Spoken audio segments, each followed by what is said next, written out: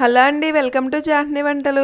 ఈరోజు మన ఛానల్లో పొటాటోని డీప్ ఫ్రై చేయకుండా చాలా తక్కువ ఆయిల్తో పొటాటో ఫ్రై క్రిస్పీగా వచ్చేటట్లు ఎలా తయారు చేసుకోవాలో చూపిస్తానండి.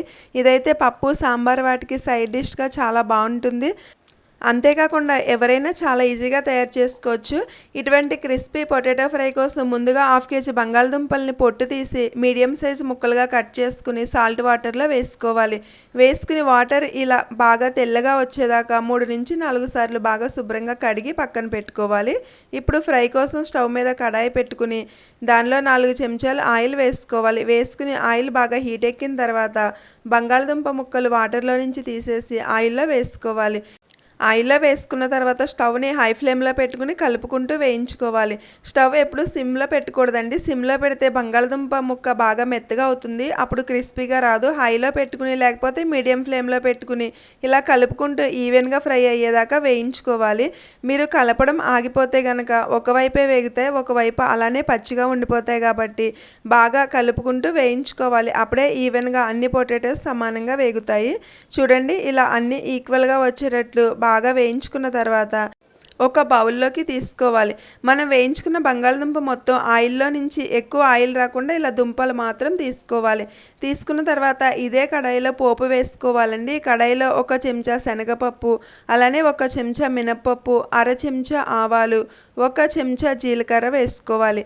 వేసుకుని వీటిని దూరగా అయ్యేదాకా వేయించుకోవాలి. ఇవి వేగుతున్నప్పుడే 4 నుంచి 5 వెల్లుల్లి రెబ్బలు పొట్టు తీసి వేసుకోవాలి. వెల్లుల్లి ఈ పోపుని బాగా వేగనివ్వాలి. ఈ వెల్లుల్లి బాగా వేగుతున్నప్పుడే దీనిలో 2 ఎండుమిర్చి కట్ చేసి వేసుకోవాలి. ఎండుమిర్చి వేసుకున్న తర్వాత ఇవి కూడా కొంచెం కలర్ చేంజ్ అయిన తర్వాత కరివేపాకు వేసుకోవాలి.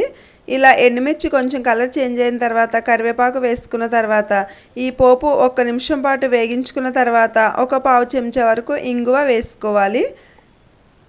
ఇంగువ వేసుకుని మనం ముందుగానే వేయించి పక్కన పెట్టుకున్న బంగాళదుంప ముక్కలు కూడా ఈ పోపులో వేసేసుకోవాలి. ఈ బంగాళదుంప ముక్కలు వేసుకున్న తర్వాత 2 నిమిషాలు ఈ పోపు ఫ్లేవర్ మొత్తం బంగాళదుంపలకు పట్టేటట్లు 2 నిమిషాలు వేయించుకోవాలి. 2 నిమిషాలు వేగిన తర్వాత 1/2 చెంచా పసుపు వేసుకోవాలి. అలానే టేస్ట్కి సరిపడా సాల్ట్ కూడా వేసుకోవాలి. వేసుకున్న తర్వాత 2 చెంచాలు కారం వేసుకోవాలి. కారం మీరు తినే స్పైసీనెస్కి తగ్గట్టుగా కొంచెం ఎక్కువ తక్కువ అడ్జస్ట్ చేసి వేసుకోవచ్చు. అలానే 1 చెంచా ధనియాలు జీలకర్ర పొడి వేసుకోవాలి. అలానే 1/2 చెంచా గరం మసాలా వేసుకోవాలి. వేసుకుని ఇవి మిక్స్ అవుతున్నప్పుడే స్టవ్ ఆఫ్ చేసుకోవాలండి. లేకపోతే మసాలాలు కొంచెం మాడినట్టుగా అవుతుంది కాబట్టి స్టవ్ ఆఫ్ చేసుకుని ఒకసారి బాగా మిక్స్ చేసుకోవాలి. అంతేనండి, చాలా క్రిస్పీగా ఉండే పొటాటో ఫ్రై రెడీ అయిపోయింది. చూసారు కదా ఎంత సింపుల్గా రెడీ చేసుకున్నామో. బ్యాచిలర్స్ కూడా చాలా ఈజీగా తయారు చేసుకోవచ్చు. ఈ రెసిపీ కనుక నచ్చినట్లయితే అందరూ తప్పకుండా ట్రై చేయండి. ట్రై చేసి మీకు ఎలా వచ్చిందో తప్పకుండా కామెంట్ చేయండి.